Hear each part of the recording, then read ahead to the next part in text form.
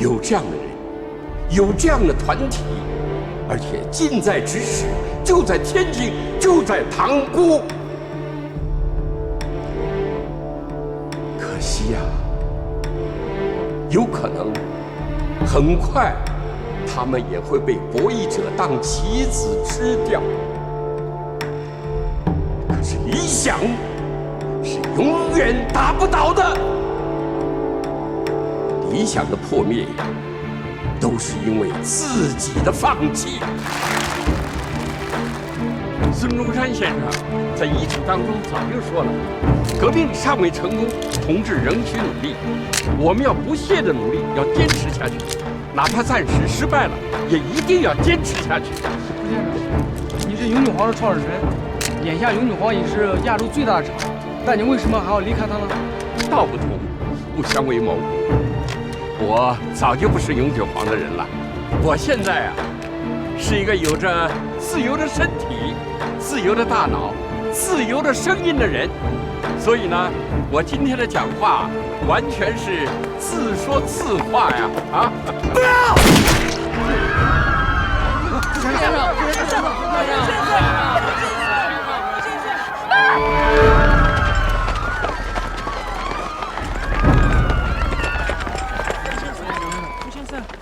先生，胡先生，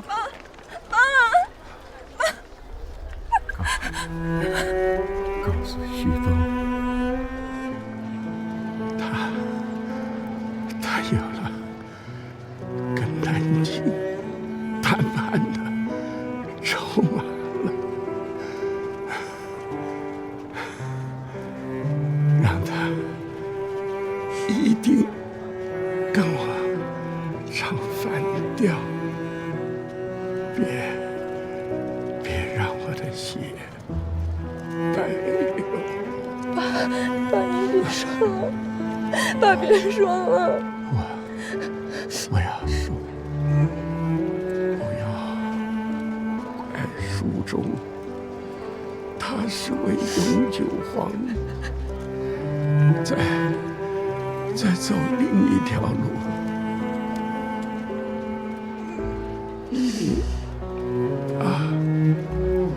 把孩子生。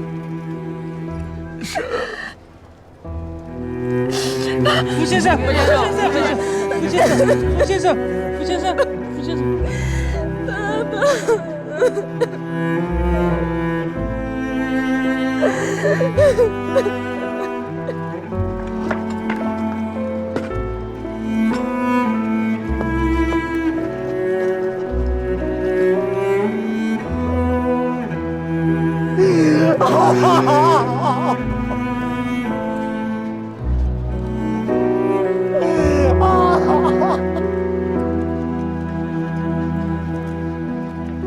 我只让你们去抓人，谁让你去杀人了？戴先生有交代，傅礼成以前是广州的人，知道的事太多了。这种情况下，他不死，谁知道他还会说出些什么？你们杀了傅礼成，南京政府的声誉扫地。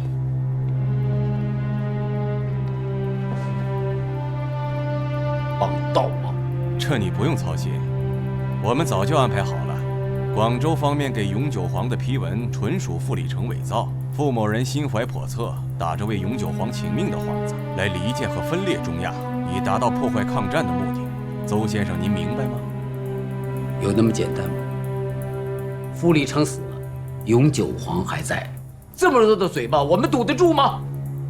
到目前为止，一直是傅礼成在自说自话，永久黄一直没有出面，也没有回应，这意味着什么？难道还不明白吗？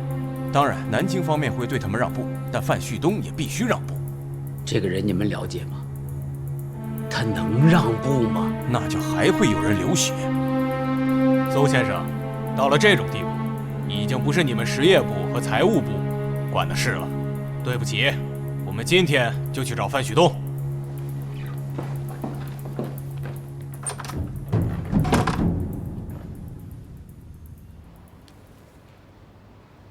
上面对永久黄始终保持沉默感到欣慰，这个也知道你们要的是什么。这样吧，硫酸亚厂，南京、广州都不要争，都不要抢，只要答应几个条件啊，几个简单的条件，就可以自筹资金，筹备硫酸亚厂，啊，而且还可以在全国各地任意地方选址建厂，政府会打开绿灯，全力支持。不要说好处，先说条件。首先，南京方面的声誉，你们必须替我们挽回。除非你们让傅先生死而复生，覆水难收。怎么挽回？第一，永久黄必须发表公开声明。宋先生、孔先生从来没有跟你们商讨过入股之事。至于社会上流传的他们要染指硫酸亚厂的传闻，那纯属于无稽之谈。第二，是南京政府拒绝了英商普内蒙公司、德商爱奇公司的强硬的合作要求，一直是全力的支持永久黄办酸厂。这个第三呢，要南京、广州和你们三方配合。王经纬已经答应委员长，他会发表声明。广东国民政府从来没有给永久黄批过什么批文。谁会相信？怎么解释傅先生为什么这么做呢？很简单，永久黄地处塘沽，离东北前线不远。傅立成内心怯战啊，认为抵抗永久黄必亡，所以就暗中接受了日本人的条件。他还来找过你们，让你们和日本人合作。当然，这个理所当然遭到了你们的极力反对，他只好散布谣言，挑拨南京和广州的关系，以破坏宁粤和谈。掩耳盗铃！你们以为天下人都是瞎子？稍安勿躁，稍安勿躁。我的话还没说完。第四，傅立成的后事，永久黄不能发讣告，不能搞公祭，不能开追悼大会，也就是说，一切纪念傅立成的公开活动都不能搞。你们是反对他的，这一点必须记牢。至于是不是掩耳盗铃，这就不是你我关心的事儿了。你刚才说的这几条，我们一条都不会答应。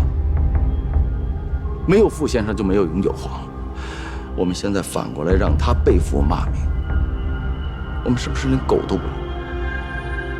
你说，范先生，现在以国难为重，把炮弹炸药做出来是最重要的。1个月以前你们怎么不这么说？徐东，我知道我现在说什么你都不会听，但我还是一定要说，你已经赢了，南京已经答应自筹商股建厂，还有什么比这个更重要的？再说，如果你不答应，那么傅先生的死有什么意义？你闭嘴！我这辈子最不应该做的事情，就是当初把你请到唐国来，瞎了我的眼睛。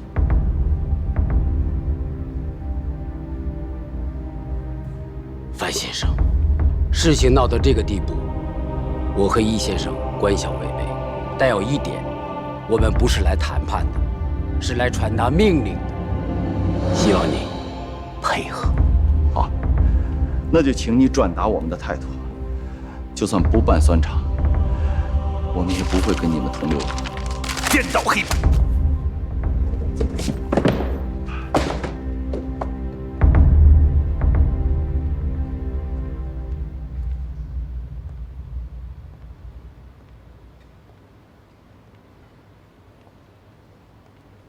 你们的条件我都听见了，我愿意配合你们，也愿意说服永久黄。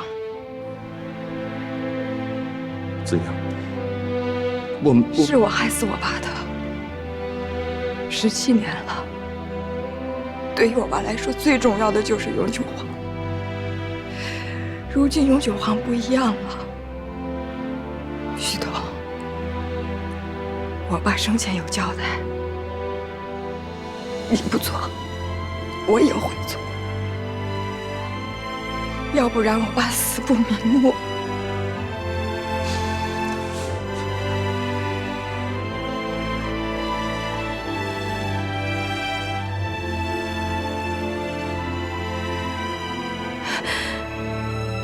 我带我爸，谢谢你们了。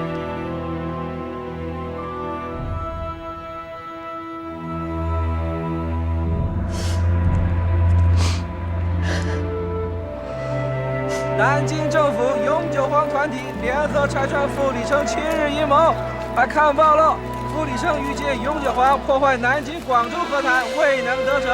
看报了，看报了，今天的报纸看报了。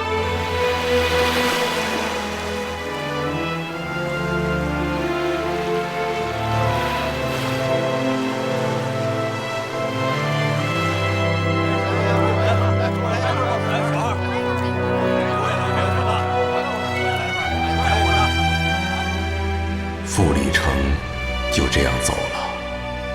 范旭东视他为友、为兄、为师、为父，几乎伴随了他整个艰苦的成长岁月。从今以后的日子里，范旭东将要独自面对各种事情，再也没有一个长者可以为他遮风挡雨了。傅里城的死，只是那个悲哀时代的一小部分。时逢乱世，谁也没有办法独善其身。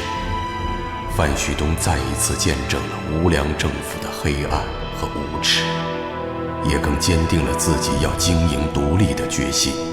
他实在不想见到为民福利的永久黄变成屠戮人民的可怕武器。至少，在他期望的政府出现以前，他绝不松口。至于代价，也许下一个付出生命的就是他自己了。他突然想到了傅里城曾经提到过的共产党，这个对自己来说是谜一样的组织，这个让蒋汪政府头疼不已的团体，会为这个苦难的国家创造希望吗？也许时间会给他一个答案。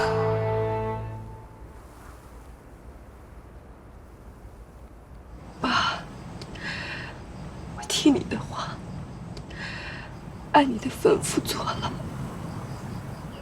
南京批准我们建酸厂了，批文、设备、资金、技术我们都有了，我们又往前走了一步。可这条路，我们真的能走通吗？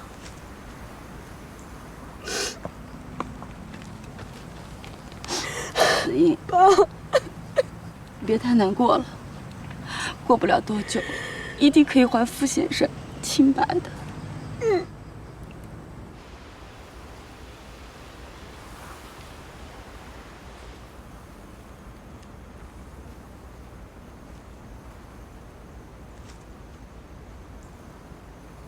你来干什么？谁让你来的？来给我爸鞠躬磕头的。你还有脸到这儿来？天底下怎么会有你这种女婿？虚情假意的东西，你子良，滚！子良，住手！傅先生就是因为你而死的。子良，不要脸的东西！永久黄什么地方亏欠你？傅先生什么地方亏欠你了？你要这样害死他！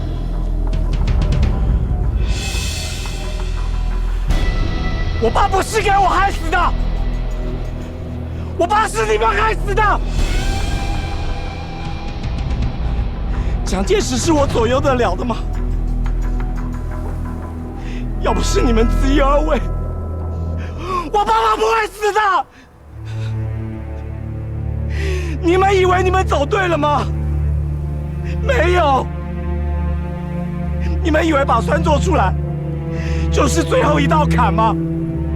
我告诉你们，不是的。因为你们脚下走的这条路，是一条永无止境的路。爸爸死，他只不过用他的鲜血去完成你们的幻想而已，太不值了。爸爸死的太不值了。因为经过了5年、10年、20年，你们会发现我爸爸死的一点意义都没有，没有一点价值。科研独立，经营自由，实业报国，天下为公，全都是幻想。从辛亥革命到现在20多年了，发现现在的中国，谁还存有一点的幻想呢？我们只是一群搞化工、做实验的人，我们做不了别的事。我们只要把自己分内的事情做好就好了。你们知道吗？化工救不了这个国家，实验救不了这个国家的。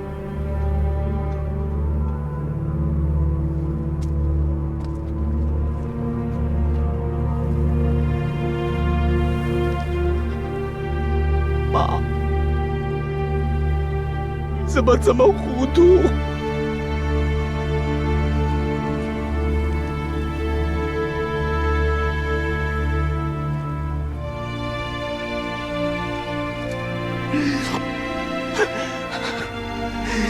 子英，你好傻！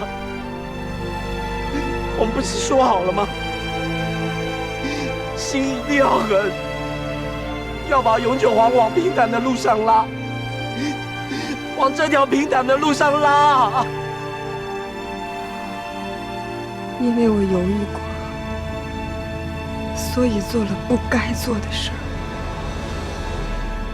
经历了这么一次，我终于明白，你说的那条路可能会平坦，但走在那条路上的人都是行尸走肉，都是鬼。永久皇的路虽然不平坦，到处都是荆棘，但走在上面的都是堂堂正正的人。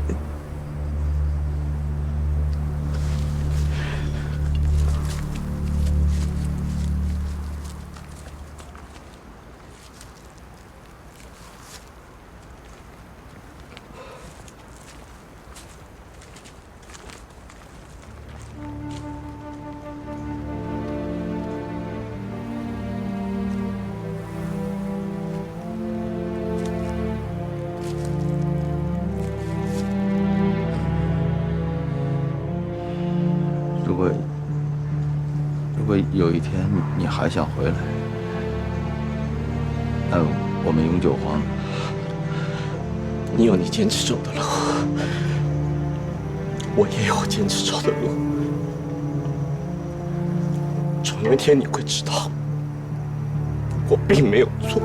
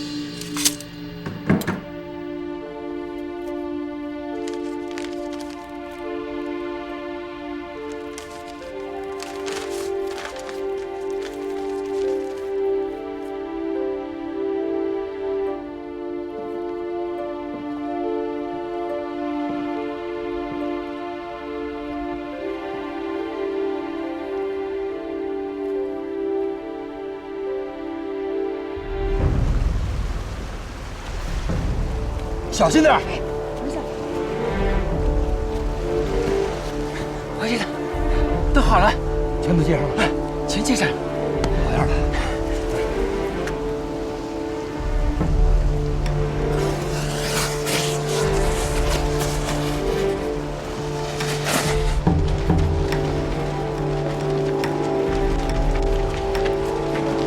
再快点啊！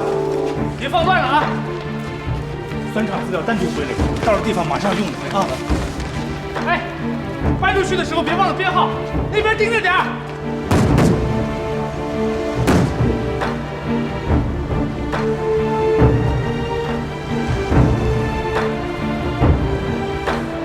20年前，发现人说盐能变成炸药，现在真变成炸药了。你还愣着干什么？赶紧过去收拾收拾，抓紧回去，明天继续来做实验。侯先生，咱都做了100多次了，还做什么实验呢？在真正投产之前，还要继续做，一定要做到万无一失。哎，快点！安徽的马鞍山，紧邻长江，水陆交通非常便利，矿产物资也很丰富，是一个非常适合办厂的地方。上海的股东是不会同意的。对，他们要求一定要把酸厂建在上海租界周边。这样地价太高了，1万平方米就70多万，还怎么建工厂？而且区域太狭窄，将来没有扩张的余地。等日本人打过来，租界也未必安全。是啊，现在日本在东北虎视眈眈的。不是，我觉得这酸厂应该建在南京周边的啊，毕竟是首都嘛，安全一些。如果建在南京周边的话，那就只有卸甲店了。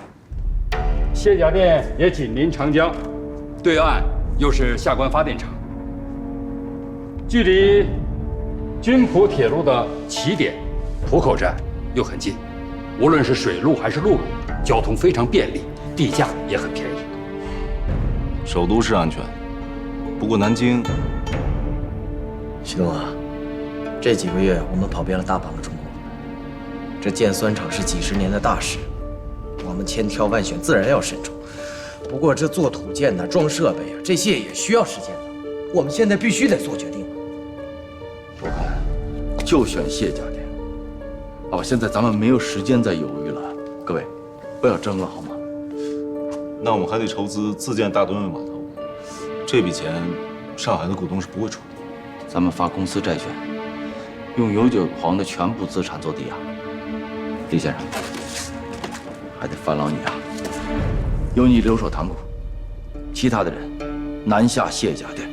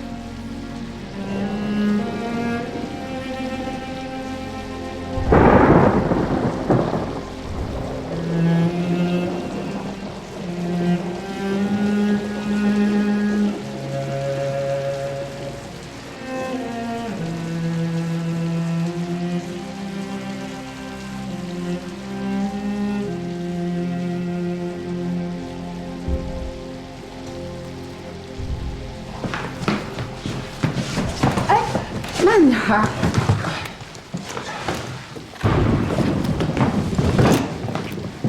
这次南京你们就不用去了。啊？我们留在天津？不是，侯先生已经在美国找好了房子，你和妈带着，还有子英他们一家都去美国。不，我们要跟你去南京。我们去的是卸甲店，不是南京。其实就跟20年前的塘沽是一样的，就是长江边上一片20荒地。年前我受得了，现在我也受得了。可孩子受得了吗？妈受得了吗？那我们就留在这儿。宇多光一还在中国，日本人要是占领天津，他也能帮帮我们。你自己不要有那么多主意好吗？哎呀，总之你不去美国，我们也不去。妈也是这么说的。县长，傅小姐不见了，去哪儿了？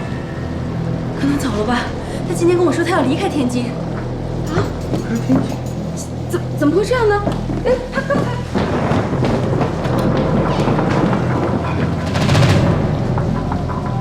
子怡还跟你说了什么？他就说让我好好照顾坚毅，让我千万不要告诉你们。这到底是什么时候的事啊？今天下午，别的他也不让我多问了，可我这心里边老不踏实。他说走就走，他怎么舍得下？哦，对了，他还说他也许能为永久皇做点事情。他要为永久皇做什么事儿？坚毅，不哭啊！不哭！乖。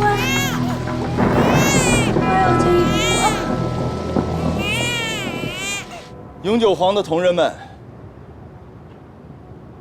我们在塘沽拼搏了20年，20年了，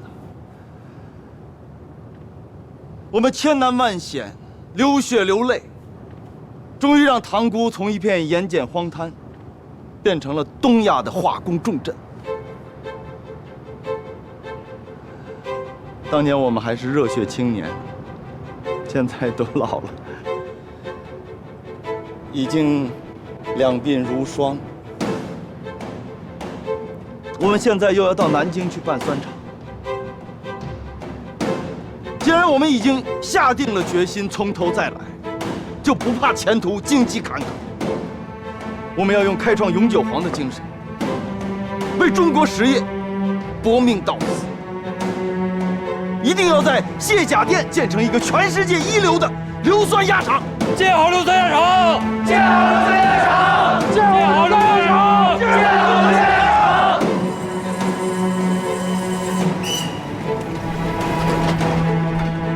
再见了，班医生，再见了，再见了，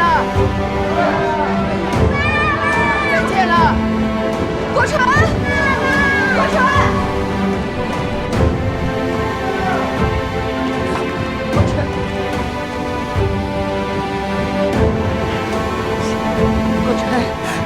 我们跟爸爸下一个。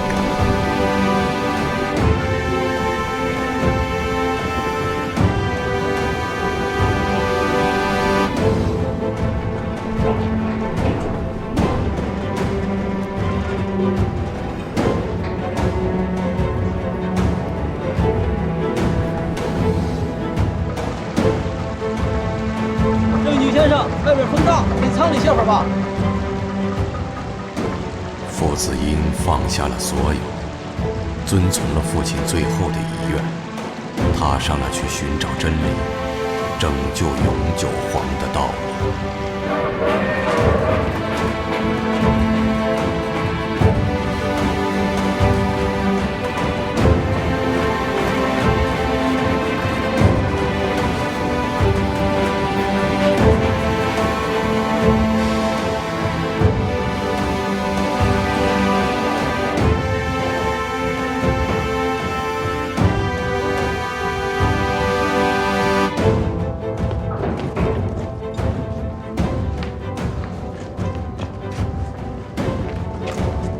阿雪，这就是南京吗？这是浦口啊。南京还隔着一条长江呢。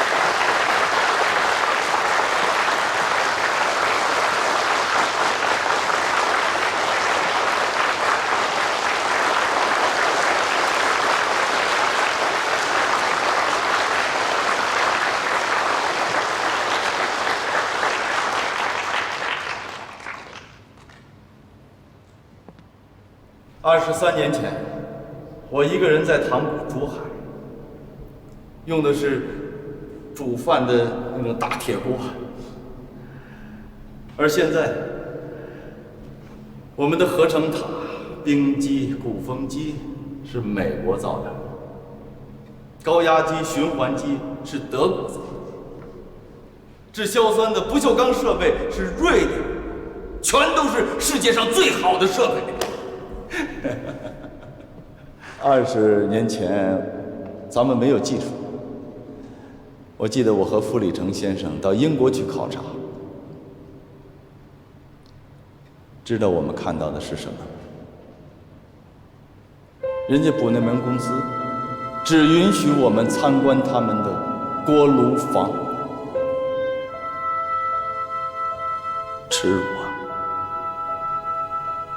而现在，侯先生的一本《纯碱制造》，全世界都在学。20多年前，不用说酸碱，我们连合格的精盐都没有。而现在，我们的纯碱已经卖到了印度，卖到了日本。塘沽的纯碱烧碱，就好像是我们的一个翅膀，而现在南京的硫酸硝酸，又像是我们的另外一个翅膀。化学工业的两翼，酸、碱，我们都做成了，而且羽毛丰满。我们中国的化学工业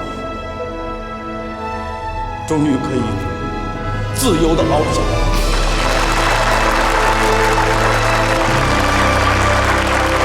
以前我们什么都要跟洋人学，而现在他们都争先恐后的到我们这儿来考察。我们欢迎，我举双手欢迎，我允许他们自由地去参观，绝不让他们只看我们的锅炉房。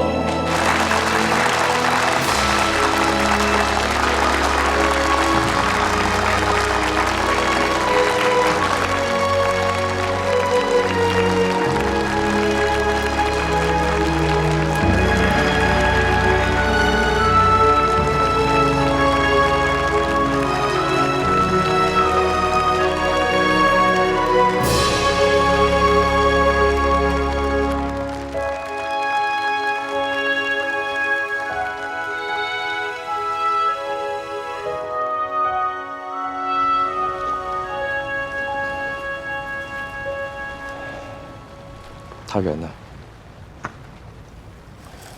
快3年了，没有任何消息。我派人到广州、到上海都去找过，没有音讯。建议该自学。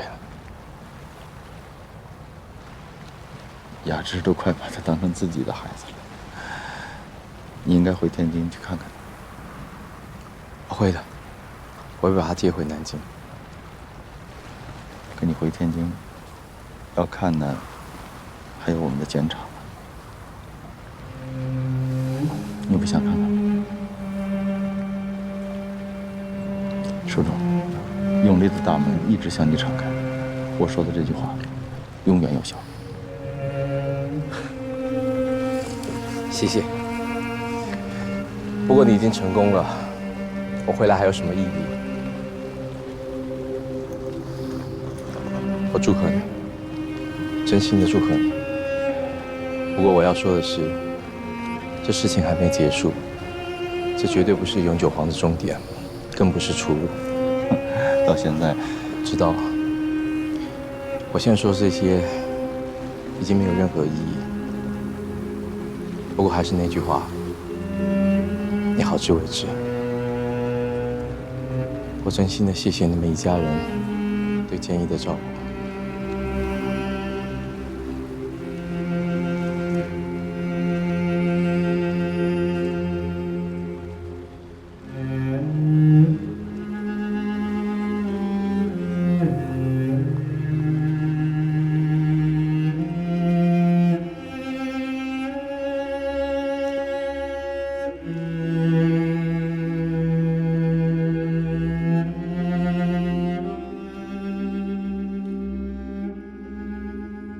海军是盐，陆军是碱，空军是氮，都有了。你们现在是名副其实的世界一流大厂。谢谢。徐东军，到此为止吧。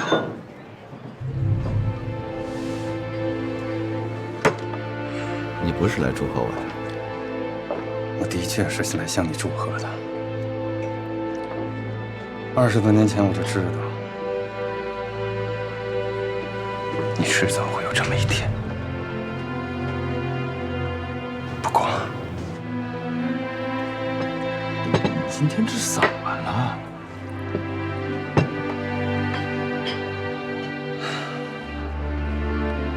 你的事业完成了。你到底想说什么？我想让你走，走得远远的。我们都已经是50多岁的人了，该把这个舞台让给后生晚辈了。让是迟早的事儿，可不是现在。你知道，你现在脚下这片土地原来叫什么吗？谢家店。可现在改名了，叫大场镇。为什么？就是因为这儿有了我们永利这个东方大厂，几千名工人呢，上万名家属，再加上医院、学校、图书馆、商店等等，才形成了这么个小镇。我想好了，剩下这几10年，我就要努力，尽量多建几个这样的小镇。这样的小镇多了，我们中国就会变得更好。中国有句古诗，叫“夕阳无限好，只是近黄昏”。不说了，喝酒。徐同学，我们俩永远是朋友。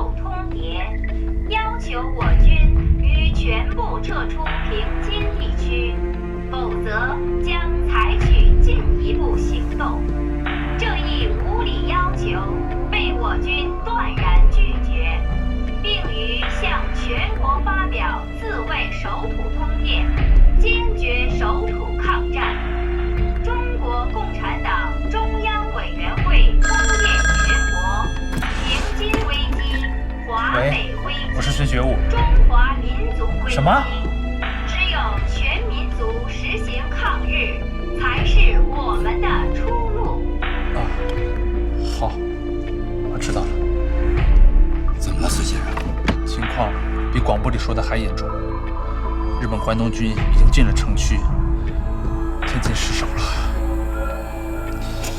碱厂中了2发炮弹，朱晨已经叫子良去接许父他们了。我得回去一趟。不，要回咱们一起回。你不能走，酸厂还得由你来主持。这样吧，陈先生留在这儿，然后那怎么行？我回去，侯先生留在这儿。我去美国。我回去最安全。我觉得好，不要争，我回去。